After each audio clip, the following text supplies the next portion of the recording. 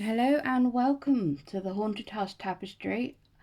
I am Vicky and you can find me on Instagram and YouTube as Brody's Corner. I am going to be working through the Haunted House graph designed by Lovable Loops, and it can be found on her website lovableloops.com.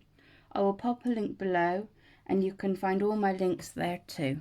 So today we are going to go through how bobbins work. So I have been working through my haunted house graph. As you can see, there's lots of yarn coming from it, but if I can try and show you what I've done so far. Let's move the light. There we go. So we're over halfway now. So there's that. There's all the windows and a little graveyard. So attached to this top row here is all my yarn. As you can see, there's little bits everywhere. So each working yarn is attached to a bobbin. So it's either the ball of yarn itself, or I've taken some yarn off the main ball and created a bobbin just by wrapping the yarn around, just so I have more than one colour available. So the best way I found is looking at the design itself, and as you can see, there's purple on the outside, then a yellow, more yellow in the middle, and more purple on the outside. And as these purples are so far away from each other, I've created a bobbin for each one. So I've got two purples on the go because it's too far to carry the yarn all the way across.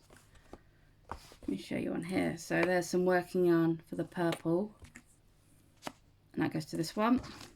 And I have some working yarn on this purple on the other side, which goes to this one. And as you can see, while you're working away, your yarn will get tangled. This isn't unusual. You can get different equipment and things to hold the yarn, but I just like to work away and then every now and again just untangle everything. It doesn't take much.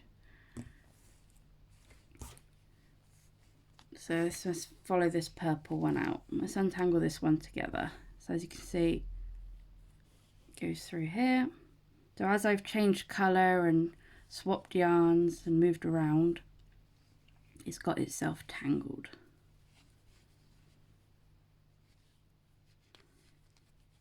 And that's how I prefer to work. Some people have it on a big like pegboard almost, and they flip it every time they flip their work, because we work one side to the other, not as a round.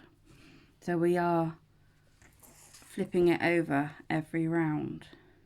And there you go, untangled. But the yarn, the colours that aren't too far away, so like making this window, I have just carried the yarn across. I didn't start a new bobbin because I felt that that wasn't too far.